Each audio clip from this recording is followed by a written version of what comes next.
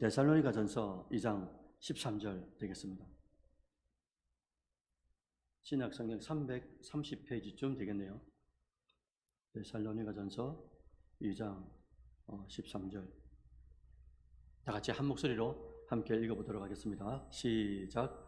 이러므로 우리가 하나님께 끊임없이 감사함은 너희가 우리에게 들은 바 하나님의 말씀을 받을 때에 사람의 말로 받지 아니하고 하나님의 말씀으로 받음이니 진실로 그러하도다.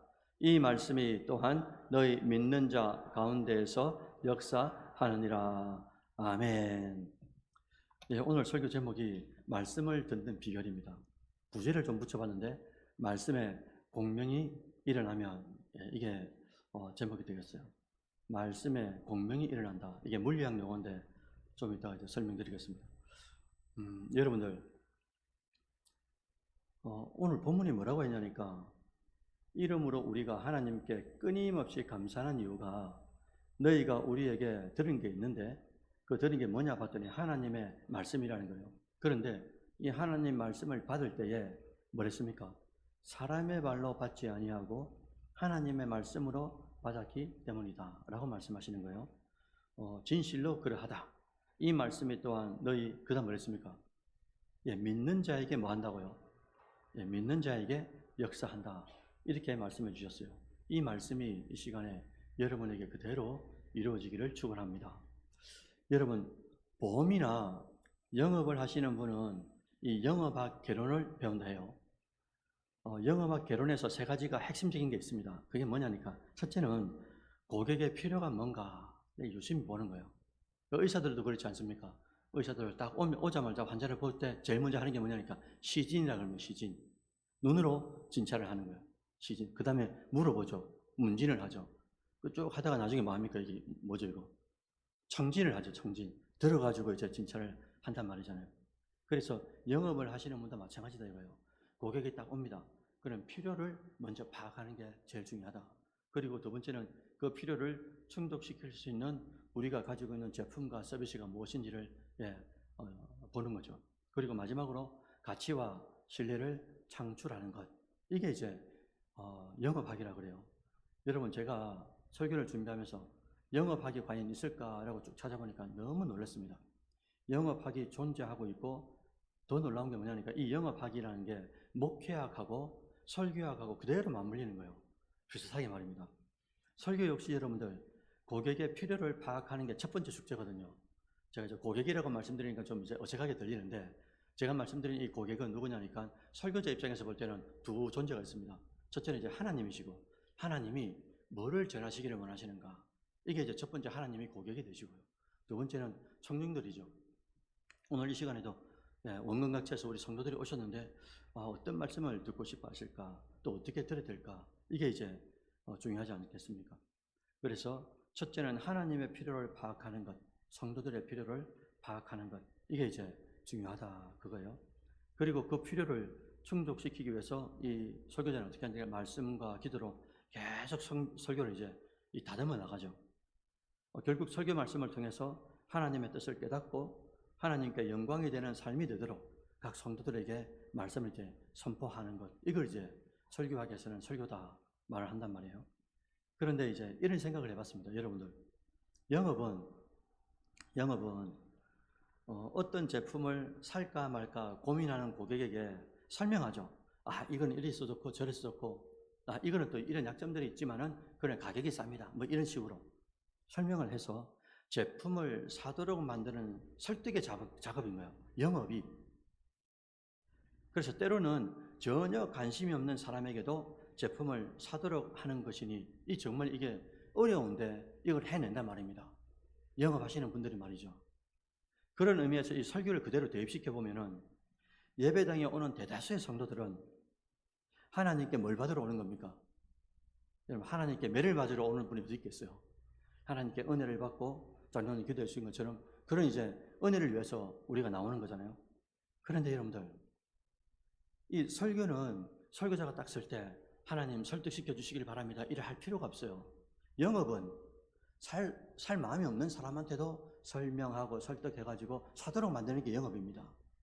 근데 설교는 달라요. 설교는 이미 여러분들이 올 때부터 하나님 앞에 오겠다 하고 작정을 하고 오시는 거예요. 설득을 당했다. 은혜를 받겠다 하고 작정하고 온단 말입니다. 그러니까 설교자가 설득을 시켜야 된다. 이럴 필요가 없다 이거죠. 문제가 뭐냐니까 그런데도 은혜를 못 받는다라고 한다면 이게 이제 얼마나 안타까운 일인지 모른다는 거예요. 다시 말씀드립니다. 영업은 살 마음이 없는 사람들한테 설명하고 설득해가지고 사도록 만듭니다. 설교는 얼마나 이게 영적인 일입니까? 이미 은혜를 받겠다 하고 작정한 마음문을 열고 왔는데도 은혜를 못 받는다. 이게 왜 그럴까요? 왜 은혜를 못 받는가? 크게 두 가지 이유가 있습니다. 하나는 설교자의 문제가 있는 거죠. 또 두 번째는 설교를 듣는 사람들, 여러분들의 문제가 있는 것도 아니겠어요. 오늘은 이 두 가지를 말씀드리면서 특히 설교를 어떻게 듣는 것이 성도에게 은혜가 되는지를 중점해서 말씀을 드리려고 합니다. 사실은 이 설교를 제가 부임했을 때 초두에 해서 하려고 했는데 지금 하게 됐네요. 여러분들 앞으로 수많은 설교를 들으실 거 아닙니까?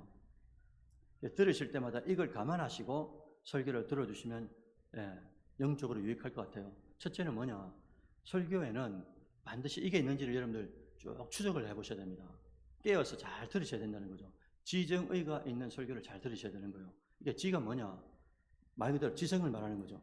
내가 말씀을 듣는 내가 모르는 새로운 지식 있죠. 성경의 말씀.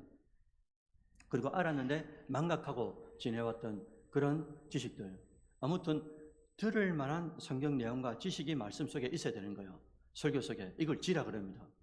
그 다음에 정이죠, 정. 정이 뭐냐니까 그런 지식이 여기 머리로만 남는 게 아니고요. 머리에서 어디로 내려온다고요? 가슴으로 이동하는 이 감정적인 동함이 있어야 되는 거예요. 움직임.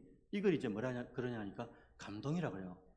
그러니까 머리로 지식이 들어왔죠. 이 지식이 머리로만 남는 게 아니고 우리 가슴 속에 감동으로 울림이 있어야 된다 이겁니다. 그런데 문제가 뭐냐니까 이게 감동으로만 끝나는 경우도 설교를 듣는 자들에게 많이 일어나는 거예요. 감동으로만 끝나는 거예요. 그래서는 안 된다 이거죠. 설교의 마지막 단계가 뭐냐니까 의입니다. 의. 정, 의다 이거죠. 의가 뭐냐면 의지를 발동한다 이거예요. 설교를 듣고 새로운 지식 가운데 감동을 받았죠. 머리에서 가슴으로 내려왔어요. 그 다음 단계가 뭐냐니까 감동된 이 말씀이 우리의 수족을 움직여가지고 삶의 변화를 이끄는 이 의지를 말한다 이겁니다. 그래서 그 다음에 이제 실제로 변화가 있는 삶의 움직임.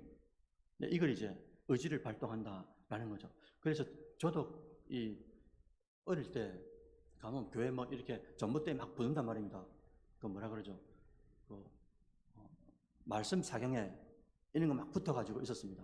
그리고 우리가 여름 성경학교 할 때는 제가 꼬맹이 때는 교회 안 다녔지만 전봇대에다가 뭐가 붙었냐니까 여름 성경학교 해가지고 이 뒤에다 푹 해가지고 이렇게 발 차고 다니면서 그렇게 하시면서 다니는 거 제가 어렴풋이 기억이 나거든요. 그렇게 해가지고 이 부흥사들은 오셔가지고 뭘 하냐니까 의지를 불태웁니다. 여러분 아멘입니까? 막 이렇게 하시는 거죠. 지도 있고 정도 있는데 부흥사들은 보통 의지를 발동하는 거죠. 그런데 보통 설교학에서는 이 세 가지가 다 골고루 섞여 있어야 된다. 그래서 여러분들이 설교를 들으실 때마다 하나님 오늘도 정의가 잘 이 통합적으로 잘 제 마음속에 조율될 수 있도록 주님 잘 정돈시켜 주시길 바랍니다. 이렇게 이제 말씀을 들어주시면 좋을 것 같고요. 두 번째로 설교를 들을 때 세 가지가 필요합니다. 뭐냐니까 텍스트가 되는 성경이 필요하고요. 설교에 성경의 말씀이 없으면 어떻게 되겠어요? 성경이 필요하고 두 번째는 설교자입니다. 설교자, 말씀을 전하는 자. 세 번째는 청중이죠. 그러니까 청중과 설교자와 이 가운데 가교 역할을 하는 이 말씀, 이 세 가지가 잘 조합이 돼야 되는 거죠. 자, 문제는 이 성경 텍스트만 전달하면 성도의 삶에서 적용이 약해지는 거예요. 이게 말씀만 계속 전하는 분들이 있습니다. 물론 이 설교자들 중에서 목사님들 중에 하나님 말씀이 역사하신다라고 전적으로 믿고 예화도 안 들고 상황 적용도 안 하고 그냥 지금 냅다 말씀만 전하는 분이 있습니다. 진짜 그래도 역사 일어납니다. 말씀이기 때문에. 그런데 설교학에서는 어떻게 가르치느냐? 이 말씀 플러스 성도들의 삶을 적용할 수 있도록 삶도 이제 보셔야 된다 이거죠. 또한 전달자가 성경 없이 이 저의 설교자의 소견만 이렇게 전달한다. 이렇게 되면 뭐가 되겠어요? 잘 되면 교양 강좌가 되는 거고, 잘못되면 그냥 사람 말이 되는 거죠. 그래서 오늘 데살로니가전서 2장 13절에 뭐랬습니까? 사람의 말로 듣지 않는다. 이 말은 말하지 마라 이거예요. 개인적인 사견을 곁들여서 살짝 말씀할 수는 있지만 그게 진리처럼 말하면 안 된다 이거예요. 또한 청중만 생각하는 설교도 있어요. 말씀을 전하는데 그 말씀 속에 뭐가 있냐니까 청중들의 상황만 계속 말하는 경우가 있습니다. 하나님 성경은 텍스트로 없고, 그래서 성경을 텍스트로 해서 전달자가, 설교자가 청중의 삶을 잘 이해하고, 그리고 이 성경의 텍스트를 잘 주석해서 해석해서 성도들의 마음속에 그리고 성도들의 삶 속에 잘 정리를 짓도록 말씀을 전하는 것, 이걸 바로 뭐라 그러냐니까 이걸 설교다라고 이제 말한다는 거예요. 그런데 여러분들, 우리나라 성도들의 이 좀 연약한 점이 뭐냐니까, 이게 제 말이 아니고 국민일보의 대문짝하게 난 기사입니다. 이게 뭐냐니까 하나님과의 개인적인 관계는 잘한다는 거예요. 그런데 사람과의 관계가 소홀한 게 한국의 크리스찬이다, 이렇게 이제 표현을 해놨습니다. 이게 무슨 말이냐? 하나님만 알고 인간 이해가 약하다, 이렇게 표현을 해놨습니다. 이게 그래서 여러분들 우리가 잘 알고 있는 예전에 전도연 배우가 그 영화 찍은 거 있지 않습니까? 저기 어디죠? 미량이라는 영화가 그 핵심이 뭡니까? 아들을 죽인 사람이, 이 살인자가 하나님께로부터 용서받았기 때문에 아들을 죽였는데 이 아이의 어머니의 마음을 전혀 헤아리지 않는 거예요. 이걸 그 당대 이 영화가 나올 때 기독교를 그대로 꼬집은 겁니다. 그리고 기독교 안에서는 자성의 목소리가 막 나왔어요. 야, 우리가 하나님을 믿는다고 하면서 하나님만 너무 찾는다 이거예요. 그리고 하나님만의 문제를 해결하고만 하고 사람과의 관계가 너무 단절되어 있는 거예요. 그러니까 세상 속에서 기독교를 볼 때, 세상 사람들이 교회라는 담 너머로 우리를 볼 때 어떻게 보느냐? 저 사람들은 진짜 독선적이고 인간 관계가 안 된다는 거예요. 물론 독선적인 게 맞습니다. 우리는 왜? 허용하지 않는 부분들이 너무 많기 때문에. 그러나 우리가 할 수 있는 최선의 것들은 어떻게 합니까? 맞춰가야 되는 게 있거든요. 여러분, 예수님께서 우리에게 어떻게 맞춰주십니까? 신적 존재가 육체를 입고 오셨어요. 이게 인간 이해 아닙니까? 오셔가지고 그 당대의 문화, 그 다음에 농사 짓는 것, 이런 비유를, 당대에 이해할 수 있는 비유를 다 가지고 와가지고 설명을 하는 겁니다. 이게 전부 다 인간 이해의 설명인 거거든요. 그런데 우리는 미량 영화에 나오는 살인자처럼 하나님과의 관계만 해결하면은 나머지는 뭐 우리가 하지 않아도 하나님이 다 하신다.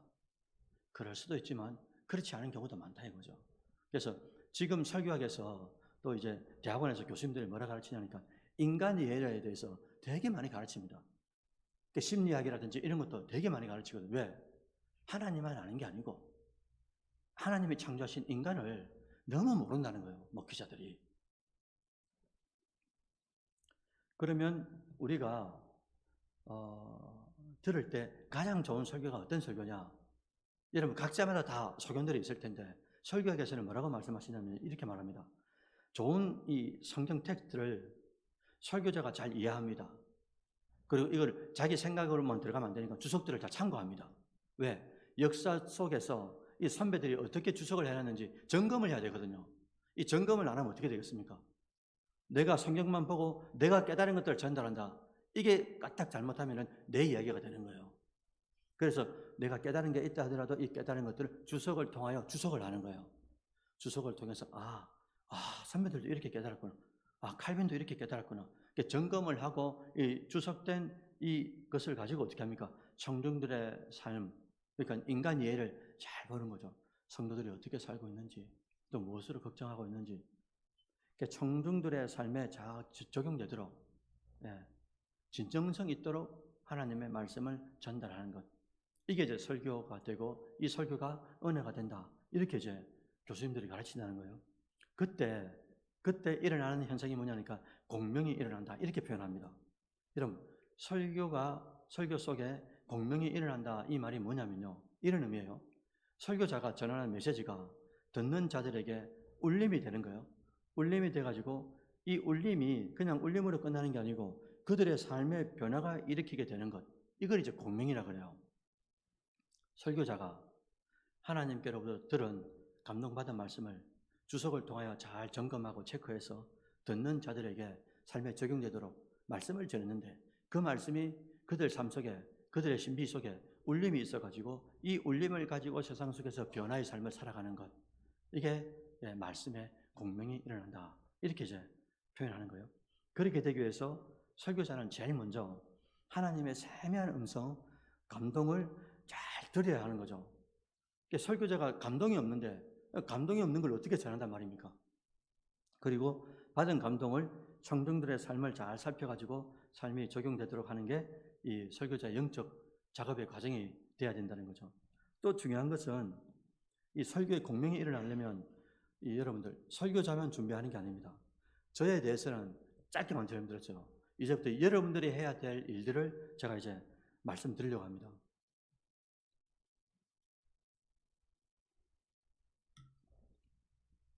설교를 듣는 여러분들이 해야 할 일들이 많이 있는데 그 중에 집약하면은 첫째는 설교자를 위해서 기대해 주셔야 된다는 거죠.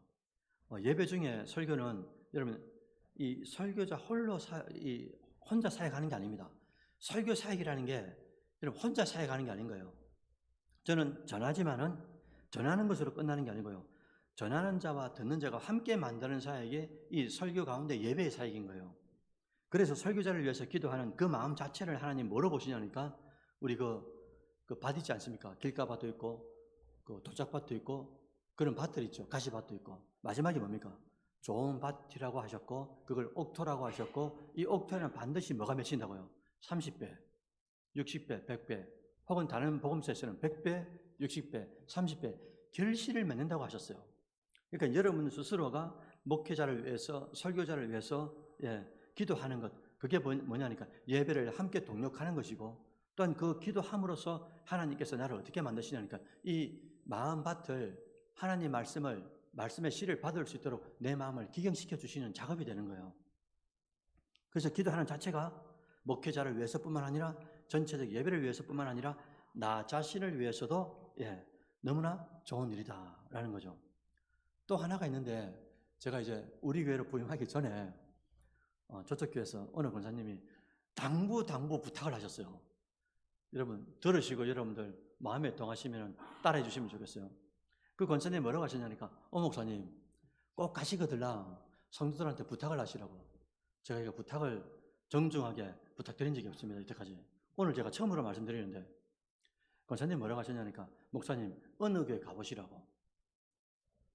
목사님도 여러 군데 교회를 섬기시면서 많이 보셨을 텐데 말씀을 전하는 자와 성도들이 하나가 되는 방법이 뭐냐니까 말씀이 탁 떨어지면 아멘! 권사님 그렇게 이야기하시더라고요. 그러니까 말씀이 떨어질 때마다 성도들에게 가르치라 이거예요. 그러니까 말씀이 떨어지면 아멘! 그래서 우리가 다른 교회 목사님들 설교를 들어봐도 사실 우리가 듣는 입장에서도 어떻습니까 여러분들? 말씀이 탁 떨어지면 아멘!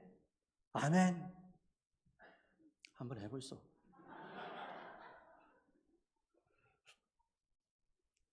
처음이자 마지막으로 부탁드립니다. 아멘 좀 해주이소. 이제 아멘을 잘하려면 설교자가 아멘이 되도록 이걸 이게 스토리텔링이 돼야 되잖아요. 그게 부족하니까 아직까지 말씀을 못 드렸는데 저도 부족하니까 자꾸 훈련하고 있잖아요. 훈련하고 여러분들도 이제 아멘 할 수 있도록 훈련해 주시길 바랍니다. 뭐 수그러드는 게 자꾸 약속하셨어요. 이제 말씀이 떨어지면 여러분들 오늘 끝나고 난 뒤에 유튜브로 영상을 들어보십시오. 분위기 완전 달라집니다. 아멘 하나 때문에.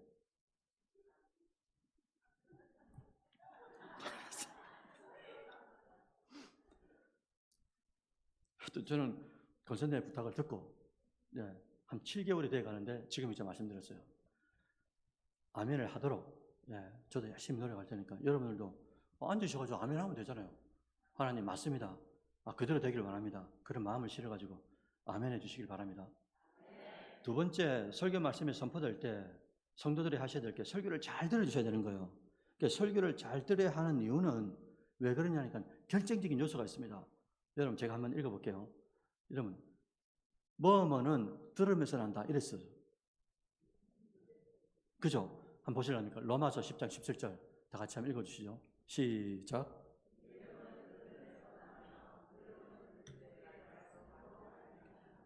아멘. 믿음이 어디서 난다고요? 그러니까 얼마나 잘 들어야 됩니까? 너무나 신기한 말씀이죠. 믿음은 들으면서 나는 거예요. 가장 기초가 듣는 겁니다. 듣는 거. 감사합니다. 그래서 이 습관이 안 되니까. 그죠? 말씀이 내한테 은혜만 될 때만 아멘. 그죠? 그래서 로마서 10장 17절이었어요. 마음속에 새겨주시길 바라요. 믿음은 들으면서 난다 그러셨어요. 듣는 것 잘 들으셔야 된다 이거죠. 깨어서 들어주셔야 된다 이거죠. 그러면 설교를 들을 때 어떻게 들어야 되는가? 자, 오늘 설교가 키포인트입니다. 이걸 말씀드리면서 제가 마치려고 하는데요. 설교를 들을 때 어떻게 듣느냐? 예, 설교를 전하기 듣기 전에 그 다음에 설교를 들을 때 해야 될 작업이 있고요. 그 다음에 설교 이후에 해야 될 작업이 있는 거예요. 다시요. 설교 전에, 설교를 들을 때, 설교 이후에 이걸 나눠서 말씀을 드리겠습니다. 첫째는 설교 전인데 기도로 설교 말씀을 받을 준비를 하셔야 되는 거예요. 제가 앞서서 말씀드렸죠. 설교자를 위해서 기도해 주시라고. 그게 예배를 함께 만드는 동력이 되는 거고 자기 자신을 이 말씀을 받을 수 있는 기견을 만드는 것도 된다고 말씀드렸습니다.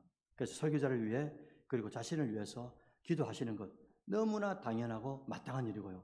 또 두 번째는 미리 본문을 읽고 우리 주배도 나와 있지 않습니까? 어떻게 예배드리라 이 패턴이 말입니다. 본문을 읽고 나에게 말씀하시는 깨달음들을 잘 적어 놓으셔야 되는 거예요. 우리 교회 셀 리더들 중에 놀랐습니다. 설교 노트 예전에 이제 어느 목사님인지 모르겠는데 목사님은 설교 노트를 가 있더라고요. 그 링으로 만들어진 건데 설교 노트를 지금도 사용하고 계신 분들이 있더라고요.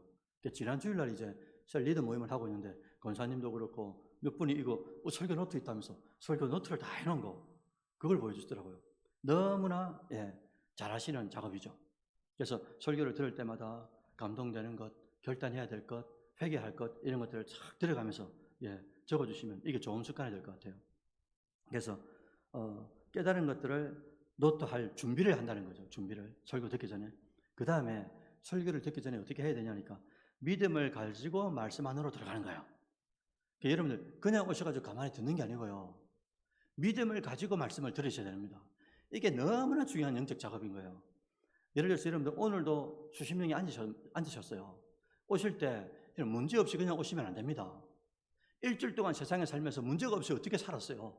문제도 있고 해결되는 문제도 있고 또 설상가상으로 더 큰 문제도 있고요. 문제가 있으면 그 문제를 가지고 오는 거예요. 하나님께, 아버지한테. 가지고 오셔가지고 오늘 예배 중에 결판을 낸다고 작정을 하셔야 되는 겁니다. 그러니까 문제를 가지고 오셔가지고 하나님, 오늘도 말씀 속에 하나님이 전해주시는 말씀 속에 반드시 해답이 있다 이거예요. 이걸 믿으셔야 되는 거예요. 그러니까 하나님이 오늘도 말씀을 통하여 문제를 해결해 주신다. 그렇기 때문에 우리가 쫑긋 영적인 것을 세워서 어떻게 하겠습니까?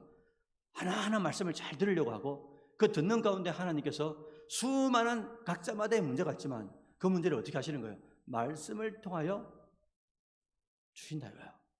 말씀을 통하여 소스를 주시고 말씀을 통하여 지름비를 주시고 해답이 확실하지 않아도 말씀을 통해서 그렇게 작정해야 되겠다 결단을 주신다 이거예요.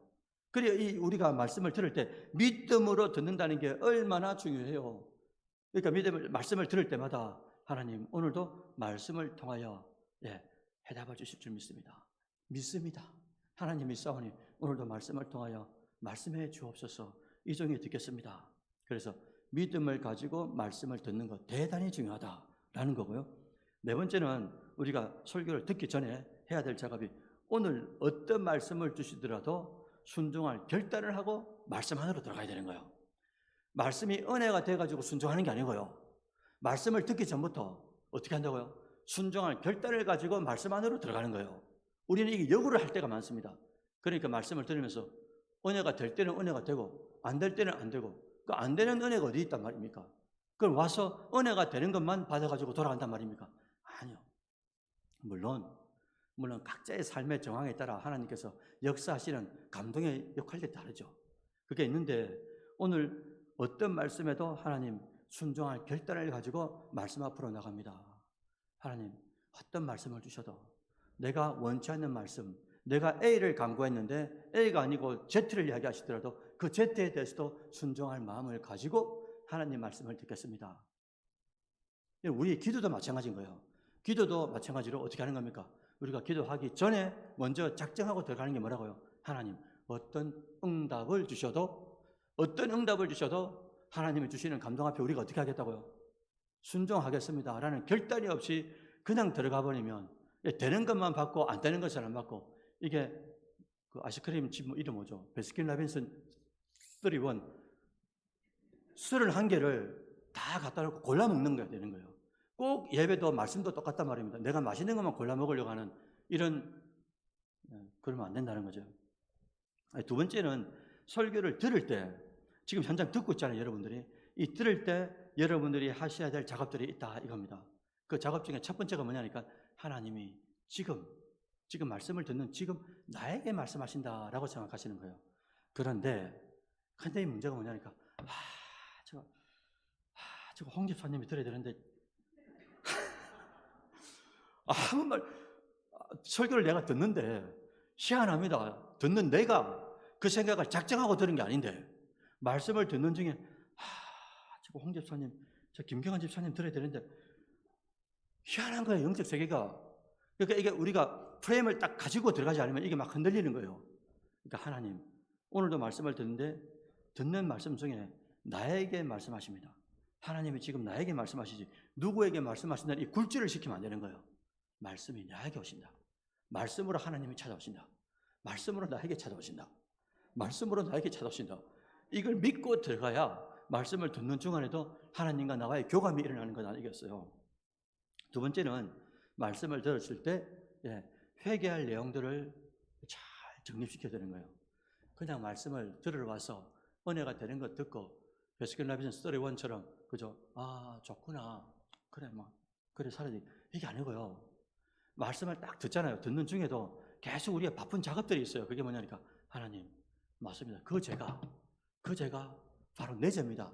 그러니까 설교를 듣는 중에 회개거리들을 계속 찾아가면서 순간순간마다 주의 보혈을 의지하면서 이렇게 씻어나가는 작업들이 필요하다는 거죠. 그러니까 계속 설교는 진행되고 있고 말씀이 떨어지고 있는 중간이니까 들으면서 적고 여러분 이게 훈련이 가능합니다. 저도 여러분들 우리 아내한테 운전을 배울 때 저는 이제 저희 아버지한테 원체 어릴 때부터 운전하지 마라. 왜 그러냐니까, 아버지 왜 그러십니까? 이랬더니 나중에 이제 말씀하시는 게, 아버지 친구분들이 자전거 타다가 오토바이 타다가 운전하다가 많이 돌아가신 거예요. 아버지 마음속에는 이게 너무나 상처가 된 겁니다. 그래서 자식 때는 우리에게 뭐라고 하셨냐니까, 그래서 제가 결혼할 때 제 운전면허증이 없었습니다. 그래서 아내하고 제주도로 신혼여행 갔을 때도 아내가 운전하시고 제가 옆에서 여보 저거 가자. 저는 손가락질만 하면 다 글로 다 들어가는 거죠. 나중에 아내가 임신하고 나니까 이게 안 되겠더라고요. 문제가 생기면, 긴급한 문제가 생기면 어떻게 해야 되겠습니까? 택시를 부를 수도 없고 정혜복 집사님을 부를 수도 없잖아요. 저는 부산에 있고 김해 계시니까. 그래서 제가 저 운전을 배우고 아내한테 도로 연수를 받고, 그때 잘 배웠어야 되는데 그래가지고 배우고 지금 이제 그래 30살 넘어가지고 이제 운전을 하게 된 거죠. 운전할 때 보니까 이렇게 차가 이렇게 사거리가 있는데 저 차가 오겠다는 건지 지나가겠다는 건지 멈추겠다는 건지 감이 안 오더라고요. 처음에 운전을 하는데 이걸 내가 가야 되는 건지 멈춰야 되는지, 이거 그러면서도 백밀러 봐야 되죠. 룸밀러 봐야 되죠. 그죠? 앞에 신호등 봐야 되죠. 이걸 한순간에 같이 이걸 종합적으로 봐야 되는 거더라고요. 운전이. 그러니까 이게 좀 더딘 저는 이게 잘 안 잡히는 거예요. 지금도 잘 안 잡히는데. 그래서 이제 장 권사님하고 조 권사님 신망할 때마다, 권사님은 천국 빨리 가시려고 하면 제 차 타고 가시지.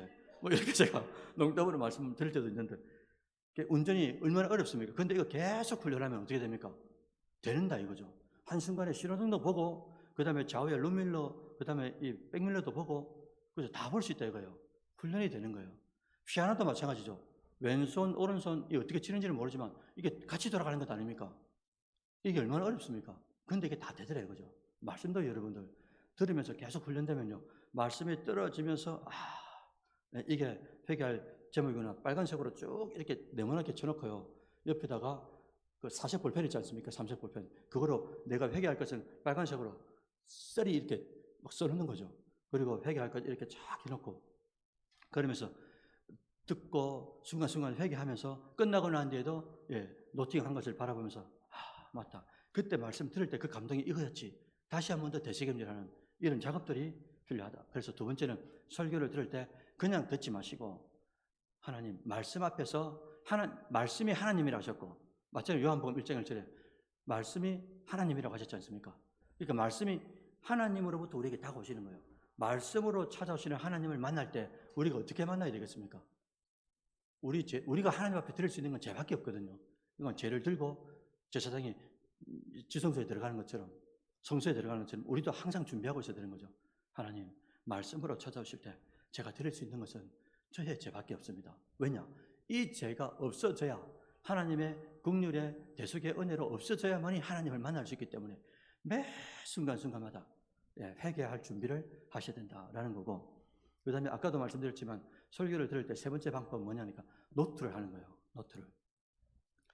듣는데 저도 그럴 때가 많습니다. 운전을 하다가 찬양을 듣는데 이 찬양 속에서, 이 가사 속에서 싹 뭐가 인사이트가 들어오는 거예요. 그러면 저 옆에 이제 볼펜도 있고 이거 적어놨습니다. 근데 운전이 좀 이렇게 쉽지 않은 상황 같으면 어떻게 하느냐? 그 폰을 이렇게 눌러가지고 녹음하는 거 있지 않습니까? 그래, 그 자리에서 바로 녹음을 해버립니다. 찬양 무슨 가사에서 삼위일체 하나님이란 노래 중에 어떤 가사가 나오는데 이때 이걸 깨달았다. 이렇게 녹음을 바로 해버리는 거예요. 이게 무슨 말이냐? 이 하나님께서 어느 순간인가 말씀을 들을 때 특히나 깨달음을 주시는데 우리는 이 깨달음을 너무나 하찮게 생각하고 너무나 소홀하게 생각하는 거예요. 여러분, 1억만금을 주도 하나님이 주시는 깨달음을 돈 주고도 살 수가 없는 거예요. 이 깨달음은. 왜? 하나님이 나를 만나게 하시겠다고 깨달음으로 들어온다니까요. 하나님이 나에게 만나겠다 깨달음으로 들어오는데 이 작은 깨달음이나 큰 깨달음이나 어떤 깨달음이라도 하나님이 나를 만나시려고 지금 나에게 오신다.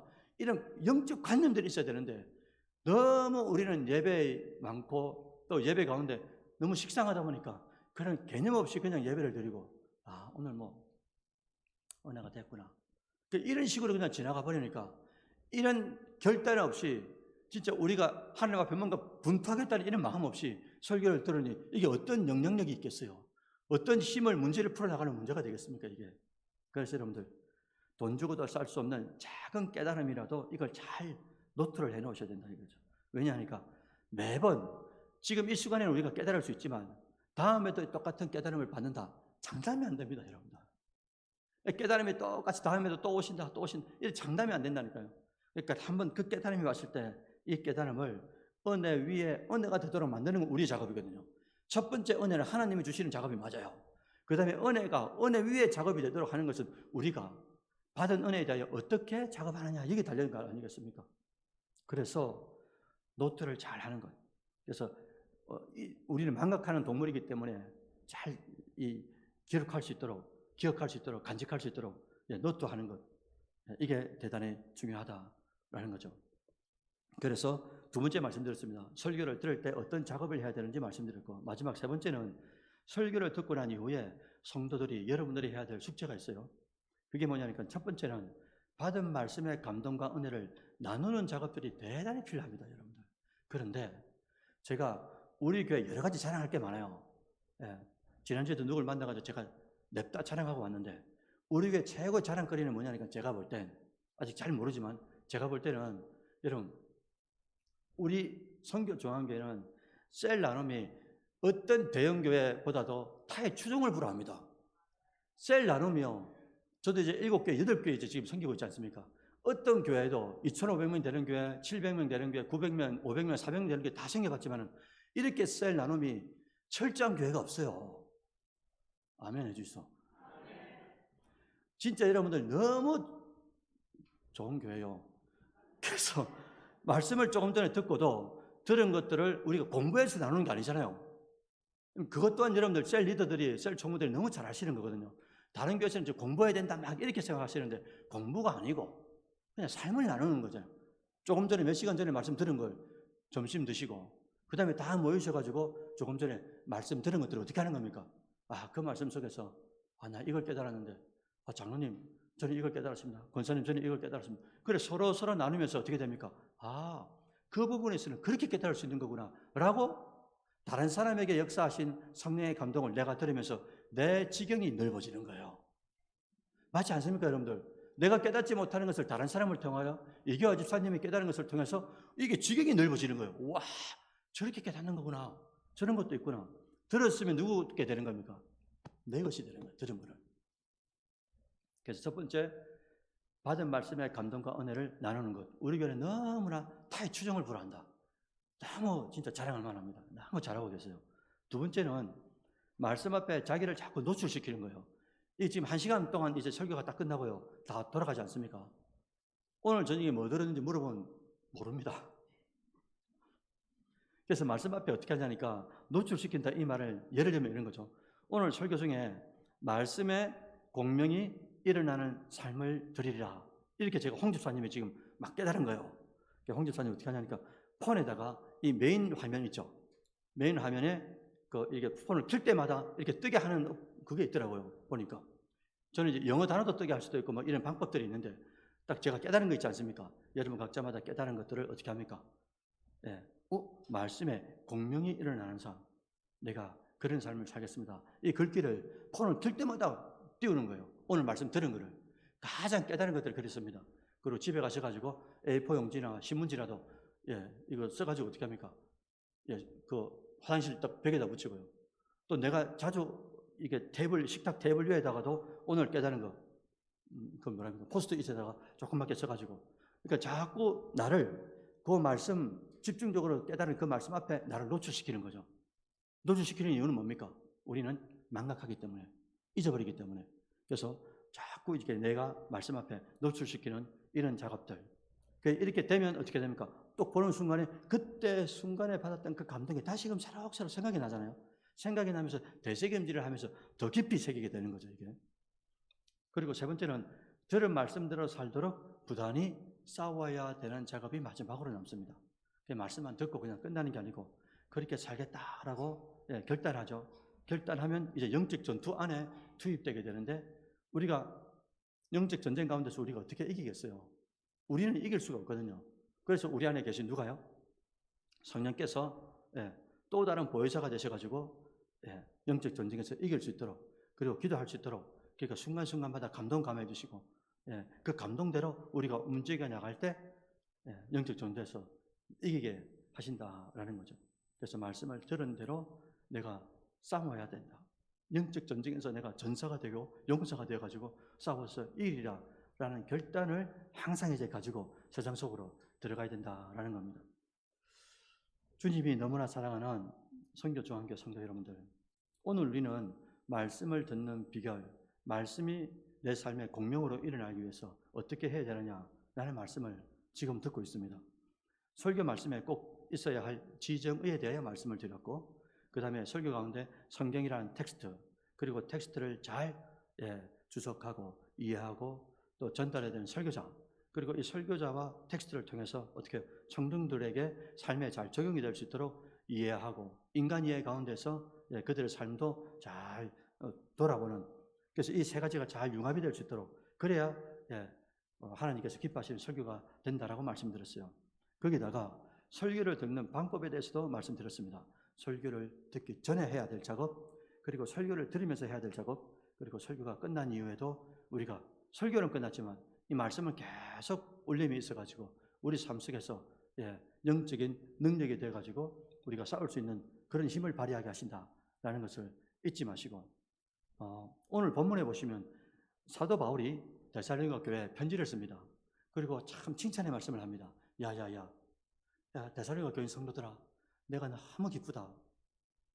너희가 말씀을 들을 때 사람의 말로 안 듣고 뭐라고요? 하나님의 말씀으로 들었다는 것을 내가 들었다. 여러분, 사람의 말로 안 듣고 하나님의 음성으로 듣는다는 게 얼마나 어렵습니까, 사실은.